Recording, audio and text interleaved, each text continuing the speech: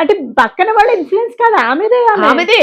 And నువ్వు అర్థం చేసుకో, ఆమె 2 సిజేరియన్స్ అయిపోయినాయి, ఆమె లైఫ్ రిస్క్ ఉంది, అటు బేబీ ఎందుకుందో కొంచెం సిక్కుగా ఉంది.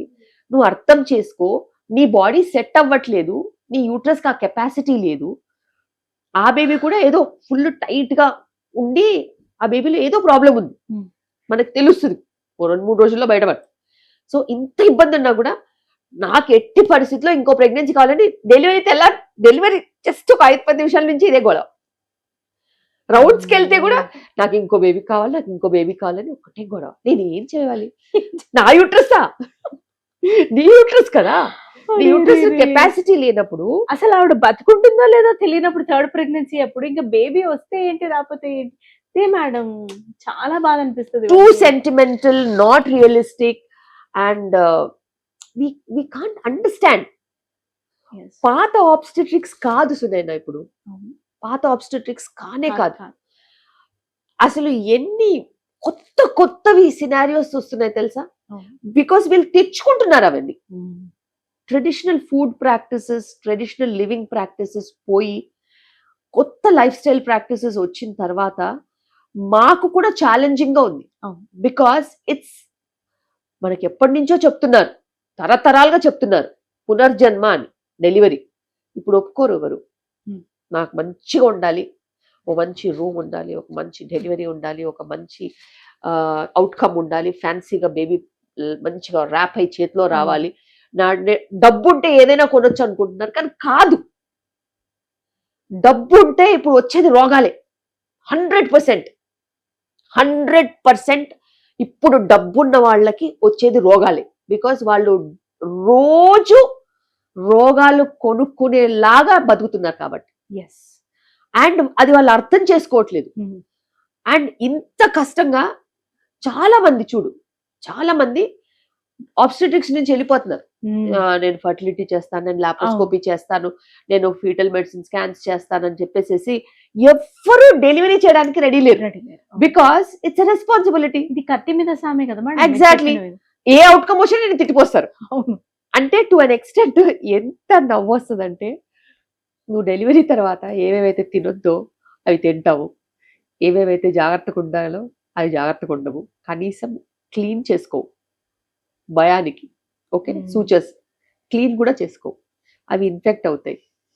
దానికి కూడా డాక్టర్ మీద ఏడుపు, నువ్వేం చేసావు అని. నేనేం చేస్తాను చెప్పు? అంతే కదా. 25 ఏళ్ళ నుంచి నేను చేస్తున్నాను, కొత్తగా ఏం చేస్తాము? కానీ మీరు ఇది కూడా మీకు అసలు too much in the head. చాలా హ్యాండిల్ చేస్తారు మీరు? స్ట్రెస్ కాదు, ఇట్స్ అన్ అబ్యూస్. ఎలా తిడతారో నీకు తెలీదు. అయ్యో, 10 మంది అలా వచ్చి తిడతారు. ఏది? వాళ్ళ ఆవిడ సూచర్ ఏరియాని క్లీన్ చేసుకోకపోతే వచ్చిన వూండ్ ఇన్ఫెక్షన్ కూడా డాక్టర్ వల్లే వచ్చిందని.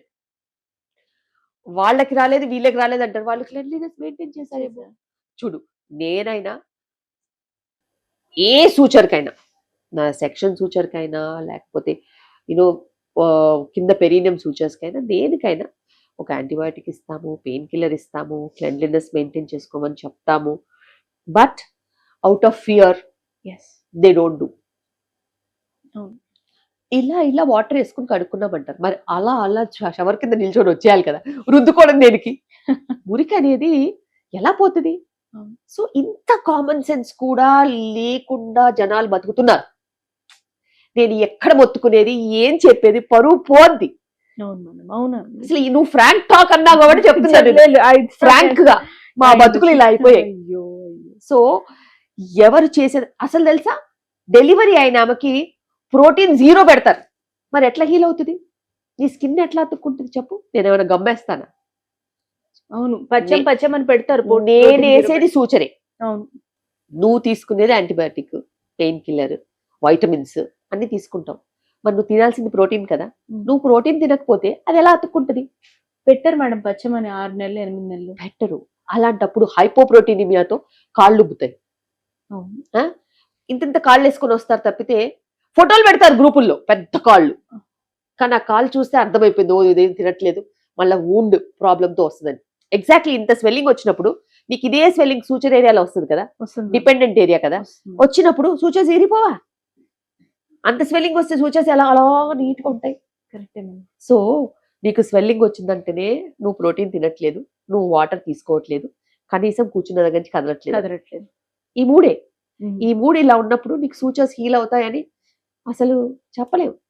అయితే ఈ అబ్యూస్ అంతా కూడా ఎడ్యుకేషన్ ఉండి వాళ్ళకి వాళ్ళు చేసుకుంటున్న వాళ్ళు కొంతమంది అయితే నిస్సహాయ స్థితిలో ఉన్న ఆడవాళ్ళు ఇంకా మనం దేవుడికి లేదు, వాళ్ళలో ఒకటి ఉంటుంది తెలుసా, చెప్పండి చెప్పండి ప్లీజ్.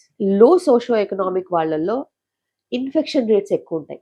కానీ గవర్నమెంట్ లో ఎక్కడైనా డెలివరీ అయినా కూడా యాంటీబయాటిక్స్ ఇచ్చి పంపిస్తారు కదా, సో వాళ్ళ బాడీస్ గట్టిగా ఉంటాయి.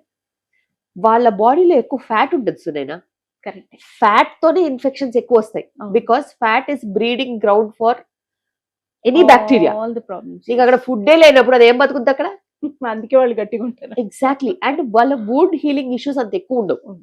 అండ్ వాళ్ళకి డయాబెటీస్ ఉండదు. నువ్వు ఒకటి గమనించావు, లీన్ గా థిన్ గా ఉన్న వాళ్ళు, ఎవరైతే కష్టపడి బాగా పనిచేసే వాళ్ళు, ఫ్యాట్ టిష్యూ తక్కువ ఉన్న వాళ్ళకి హీలింగ్ ఇట్టే అయిపోద్ది. కారపు మెతుకులు తిన్నా కూడా వాళ్ళకి హీలింగ్ ఉంటుంది, బికాస్ అక్కడ బ్రీడ్ అవ్వడానికి షుగర్ ఉండదు, గ్రో అవ్వడానికి ఫ్యాట్ ఉండదు. అవును.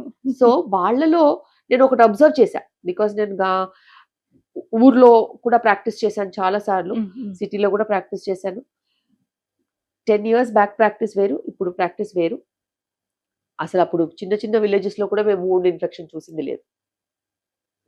లేదు, చాలా తక్కువ. ఇప్పుడు వచ్చే wound infections completely different. Lack of hygiene. Educated వాళ్ళల్లో ల్యాక్ ఆఫ్ హైజీన్. ఇంకా వాళ్ళ ఎడ్యుకేషన్ కి లాభం ఏంటి? Very bad, very bad. అయితే ma'am, what motivates you to stay in obstetrics after all these obstructions? Because I feel I have the capacity to give answer. You have, of course, yes.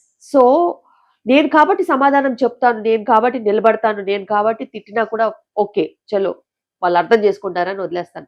Sensitive people బతకలేరు, చంపేస్తారు వాళ్ళని, మాటలతోనే చంపేస్తారు. So it needs lot of guts. Obstetrics లో lot of guts, and you have to be strong, you have to keep telling them, and you have to have a personality that should empower them.